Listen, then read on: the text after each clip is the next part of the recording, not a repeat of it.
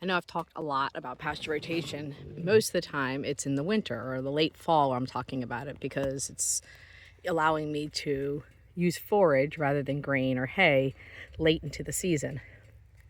This year, and last year too, this is worse even than last year. I thought last year was bad. We are having a very, very bad drought. And so while it is just the beginning of June, we are really low on forage. However, because I am doing pasture rotation and because I have done it consistently for a few years here, I still have forage. So the majority of my animals are keeping on their weight, and we'll walk through them in a minute. So you can see, and I have yet to have to give them grain besides to move them from another field, from one field to the next. They get a little bucket or hay. Although I did put a little book of hay out there today to kind of test them to see how bad is it. And they ate up the hay, which in June for them to be eating hay is crazy. So I did open up a new section today, and I'm going to walk through here and you can see how bad it is. I mean, this is June. It should be lush grass. And not only is it got lots of brown in it, it's like crunchy when you walk on it. It's not great forage, but it has been able to sustain my animals up until now, which is great. But I will show you the difference of where they just came off versus where they are currently. I'm going to go ahead and start this four-wheeler, so it's going to be a little bit loud, but actually I don't even know how I can do this holding the camera. Sometimes I need a cameraman, but hold on a second. I'll put it down. It just takes two hands to do that. So, and hopefully you can still hear me over the four-wheeler.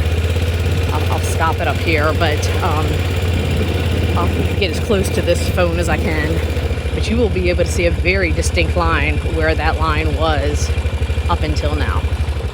And there it is. I'm pretty sure you should be able to see that on camera, where it is nearly down to the dirt over here. I mean, it's just awful. Not much forage at all. And they just got let out into this other area where at least there's some, right? This is good. Good news, right? You also noticed there was one on the other side of the line. Despite the electric, and I only do one strain of electric. So yeah, that's not much, but it's really important to me that my animals respect that single line, because it is a lot less work for me to put up one line than two. It takes a lot less time. So if an animal does not respect that single line, they kind of lose their place here. So this little dude right here, while he was not on my call list for early calling and going off to be a feeder lamb, he just won his place because he keeps going on the other side of the line. So, yeah, that's a no-no in my book. But you'll see that, all my animals are still good weight. All the lambs have not been fed grain. They're just grass and milk. And they're still looking, still pretty beefy, despite the drought. And that's because of pasture rotation. It takes a little bit of time, but not a terrible amount of time. And dividing up your fields, even if you have a smaller field, dividing it up the best you can is going to make all the difference in the world where you have more forage. You're spending a lot less money on hay and grain, and you're getting a much healthier animal without parasite control. I have really had almost no parasites at all this year. I mean, they're parasites, but no parasite effect on my animals. So, and pasture rotation's it.